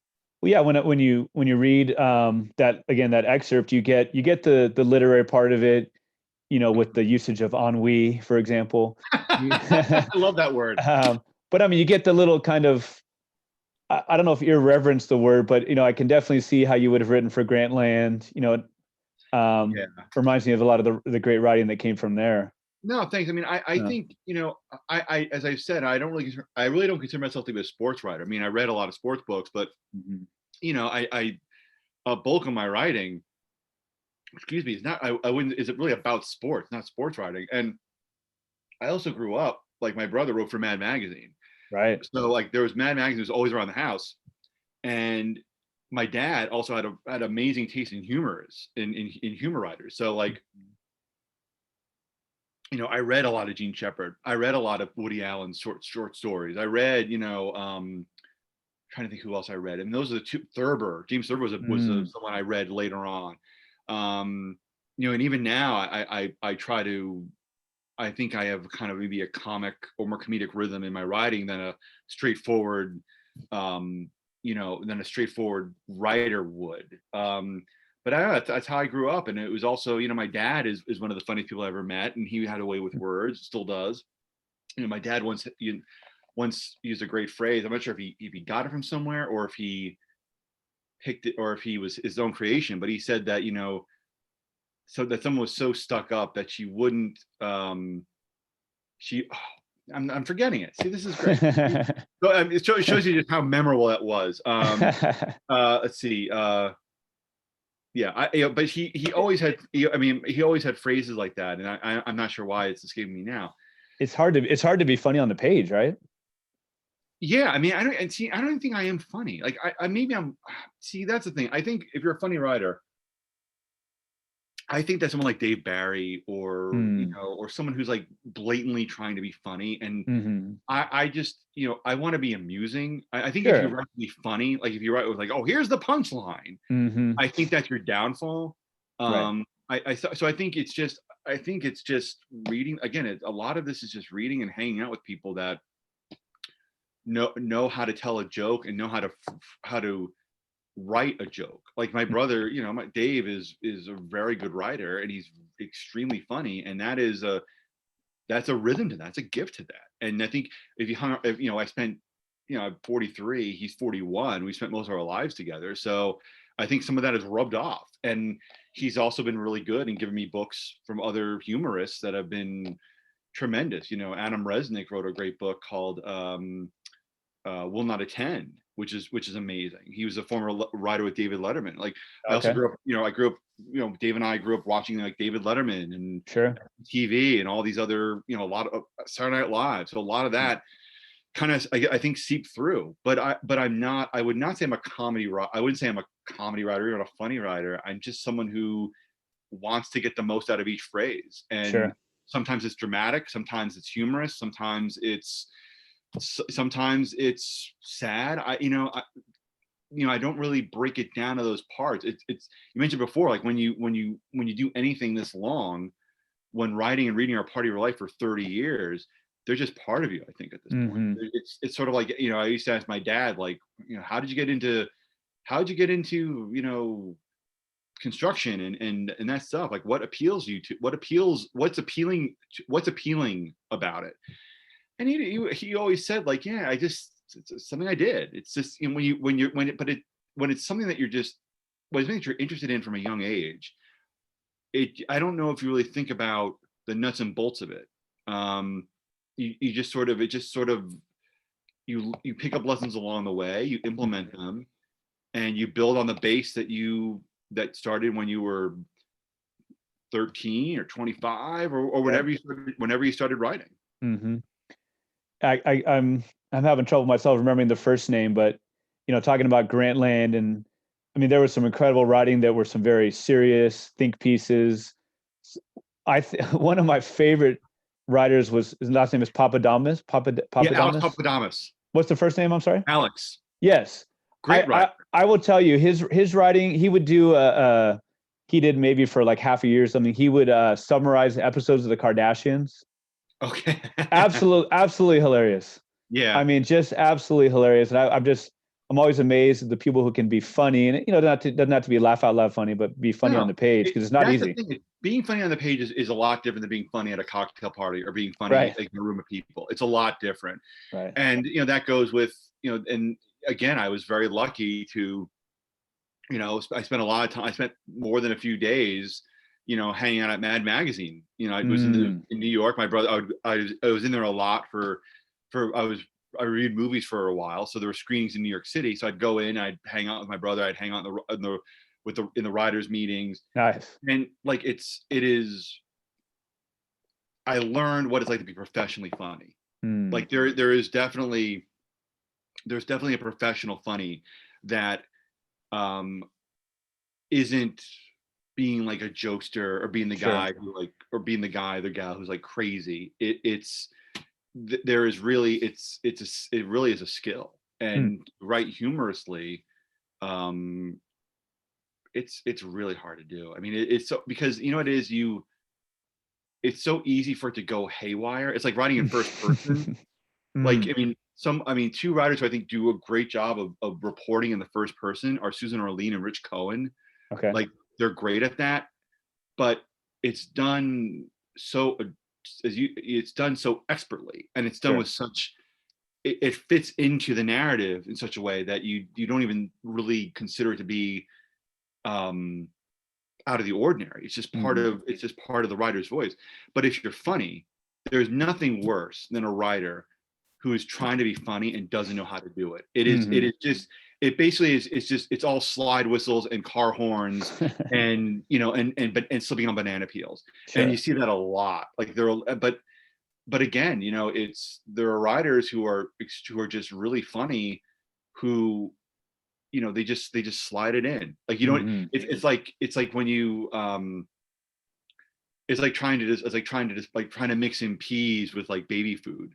Hmm. You get it, you get that pea, it's like, oh, I had a pea. And that's the same, that's how I think writing funny works, is that you have to do it in a way that doesn't shake the structure or the bones of the story. Right. You can't grab anyone by the lapels. And Mhm. there are some writers, I'm not going to name who they are, who try to be funny in sports writing, and it lands like a lead balloon, because you can tell they haven't read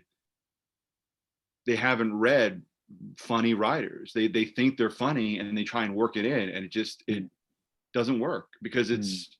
it's not something you telling a joke and writing out a joke in a book and telling a joke are two different things, I think. And Yes. you can't just like you can't just, they're not interchangeable boxes. No. And I think a lot of writers, especially new writers, think that they are. And it's hard to read when they can't make that when they don't know that difference. Right. um so it's a struggle. I mean, if someone said if someone said I was a funny writer or humorist, I'd be very tickled by that. But I do not consider myself a comedy writer. I mean, no, no, no. I'm nowhere near in my brother's camp, or someone like John Ficarra, who's the editor in chief at Mad. Mm. Nowhere near those guys. Those guys are. I mean, those guys are just at a different level. And I'm just, I'm occasionally, every once in a while, I can turn a funny phrase, and that's fine by me, man. That's part of who I am as a writer. And that's if that's part of the part of what makes the writing enjoyable for somebody, that's great. I'm just very happy to be able a chance to put everything together and get better at it. So you talk about, writing is a part of you. You're not stopping anytime soon. What's next for you? What future projects do you have? Well, I have right now I'm tying up loose ends with freelancing. I have pitches that I want to pursue, and that's been the fun part about getting out of book territory, is I've been able to Hmm. pitch like a madman, which has been great. And Oh yeah. I've had some cool stories run. I mean, I interviewed Nick Nurse for GQ. That was a blast. I did a Oh profile of Tom Chambers for Fansided, yes. which was really cool and interesting. It was about the guy who runs a YouTube channel devoted to Tom Chambers, which I thought was a story that I tried pitching everywhere and couldn't find a place for it, and then Great found a. story. I'm going to link it. I just Thank read it a you. couple of days ago. Really interesting, especially for those. I would say for any generation, but for our generation, yeah. I mean, Tom Chambers. You referenced Lakers, Bulls versus Lakers, the video game, Yeah, or I think that was another article it led to. yeah, But yeah. you talked about the dunks but yeah, Hmm. just the idea of video wasn't as big of a deal, and he hasn't been hyped as much, and the whole Yeah. Hall of Fame search. I mean, it's a great article. Really Thank you. was. Yeah. So Yeah. that was a blast to write, and I got to speak to Tom Chambers and his son, and that was, and Jeff Wells, this guy who runs the TC24 YouTube channel, is Mm-hmm. is just somebody who is just, there's no pretension to him. He just wants to create videos about his favorite player, Right. which is an amazing. I mean, that's just, in this day and age, it's an amazing accomplishment to find somebody who is just, that has that single purpose and isn't looking for money or No. accolades.